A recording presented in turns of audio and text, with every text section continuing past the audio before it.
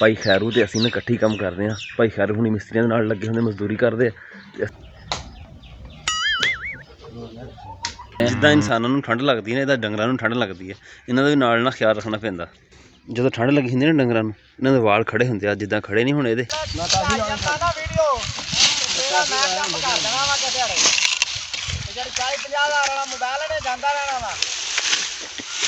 पहली गल तो मेरा मोबाइल 40-50 हज़ार वाला है ही कोई गा, 10 हज़ार वाला मोबाइल आ।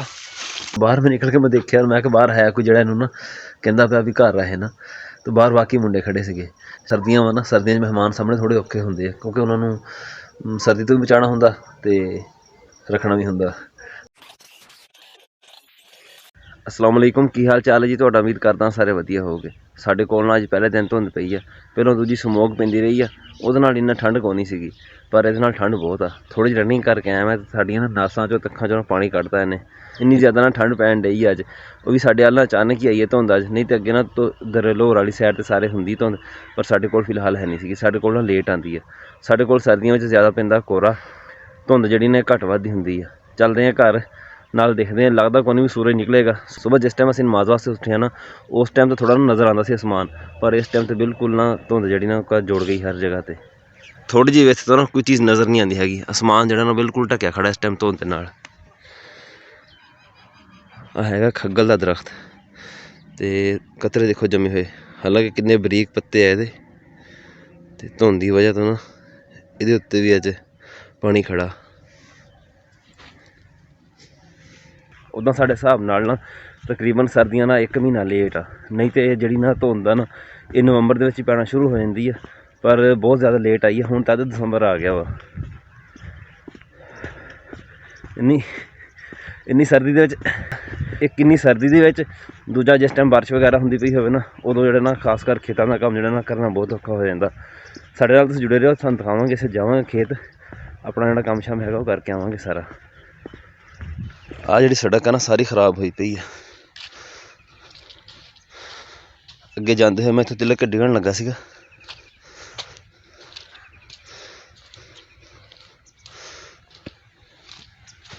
पिछे तो फिर भी कुछ वल सीगी, इत्थों तो होर ज़्यादा खराब आ।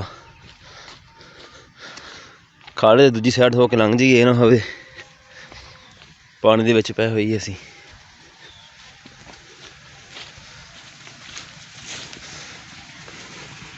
ये ना साढ़े 2 पिंडां दी सांझी सड़क आ, इहदी हालत आ। 2 बारी मंजूर भी हुई अगे पक्की होने वास्ते, पर जिहड़े रकबे वाले ना जगह नहीं दिंदे हैगे, वो कहंदे भी असीं नहीं पिछे हटना हैगा, जिहदी वजह तो सड़क ही ना फिर रह जांदी विच ही।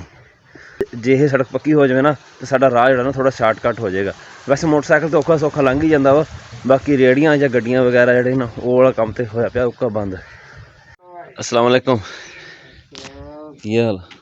जाग गया? मैं अगे भी एक बार हो गया तेरे घर। भाई खैरू तो असीं ना इकट्ठी काम करते हैं। भाई खैरू हुणी मिस्त्रियों के नाल लगे होंगे, मजदूरी करते, असीं उत्थे करते इलैक्ट्रीशियन का काम।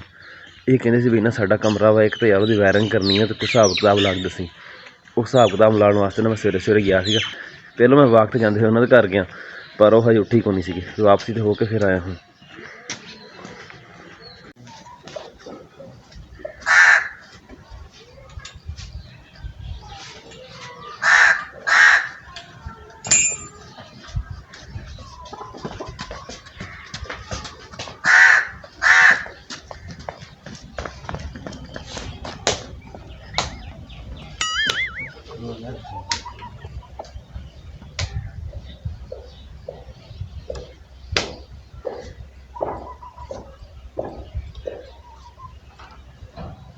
शुक्र आ साडे ना मरबे जाण तो पहलों ना धुप निकले आई है, डंगर धुप्पे कर दईए तो मुड़ के मरबे चलते हैं। जिद्दां इंसानों नूं ठंड लगती है ना, इदां डंगरां नूं ठंड लगती है। इन्हां दा भी नाल ना ख्याल रखना पैंदा। जदों ठंड लगी हुंदी ना डंगरां नूं, इन्हां दे वाल खड़े हुंदे आ, जिद्दां खड़े नहीं होणे इहदे, सर्दी दी वजह तो।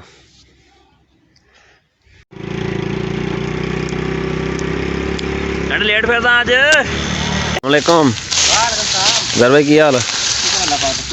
कित्थे लग्या हो? कबीर वो किंग? हाँ कबीर किंग है भी है किते, मैं नजर नहीं आने हाँ ठीक है। तू हल दे की हाल है बोले 3 घर यार अज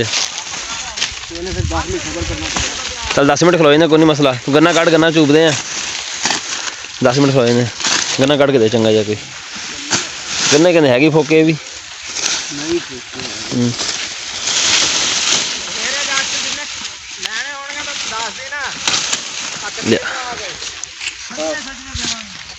नट वाकई बड़ा खराब अजकल ना।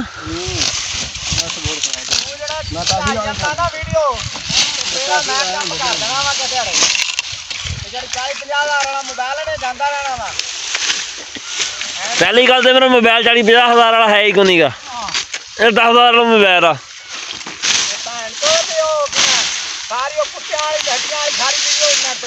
केड़ी हड्डियां वाली?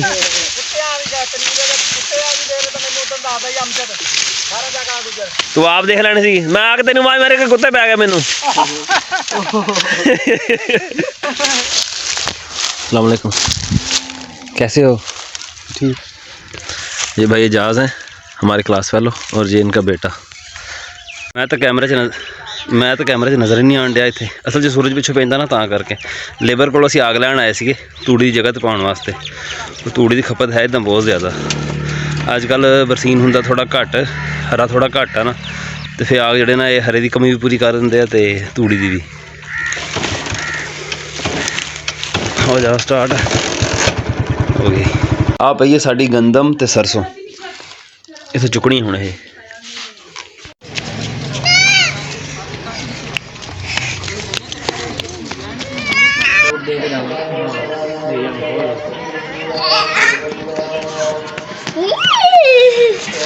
चंगा काम है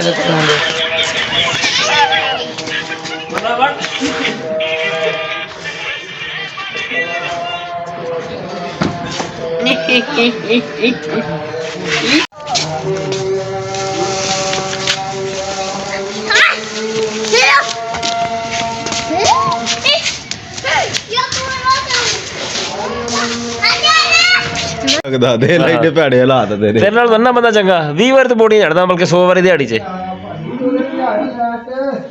आहो लैट लिया दो इनू।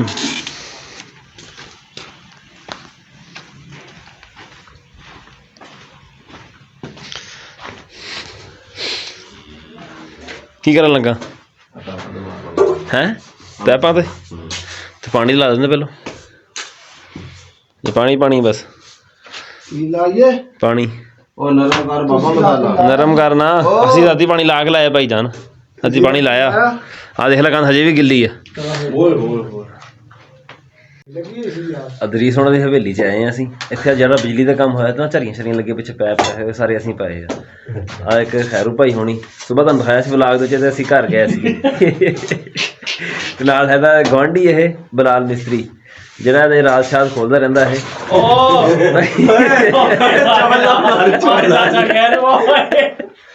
यार रात नहीं दसिया मैं, ये क्या रात खोलता रहता पानी सबसे सुबह की खोती बड़ी फिर नहीं यार सुता नहीं। सुता उठ गया यार। केड़ी गली च निकले सी? गली हुई छोटी गली। अच्छा पूरा दिन हौली हौली काम करते रहणगे, जो हो जाए मगरों तो बाद टाइम। हालांकि आम मिस्त्री जेडे ना असर तो बाद छुट्टी कर जाते हैं, फिर ये जी स्पीड मारनगे मसाला जो बनया पे मुका के जाना। भाई साडा अपना काम असीं जिद्दां मर्जी करिए।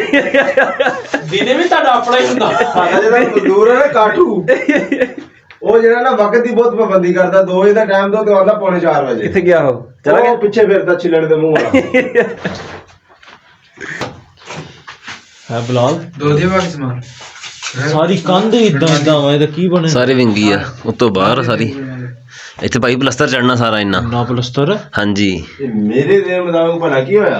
ਅਸ ਤੇ ਬਾਹਰ ਵੀ ਤਾਂ ਵੀ ਕੰਮ ਚੱਲਣਾ ਸੀ। ਮੈਂ ਕਹਿੰਦਾ ਹੈ ਤਾਂ ਅੱਗੇ ਤੇ ਚੁੱਕੀ ਕੰਧ। ਹਾਂ ਉਤੋਂ ਲਾ ਕੇ ਸਿੱਧੀ ਕੀਤੀ ਪੜ ਸਮਾਨ ਤੋਂ ਫਾਲਤੂ ਸਜਾਓ ਫਿਰ। ਬਾਕੀ ਪਾਣੀ ਇੱਥੇ ਲਿਆ ਕੇ ਪਾ ਦੇ ਫਿਰ ਖੈਰੂ ਤੇ ਉਸਤਾਦ ਤੇ ਤੇਰੇ ਤੇ।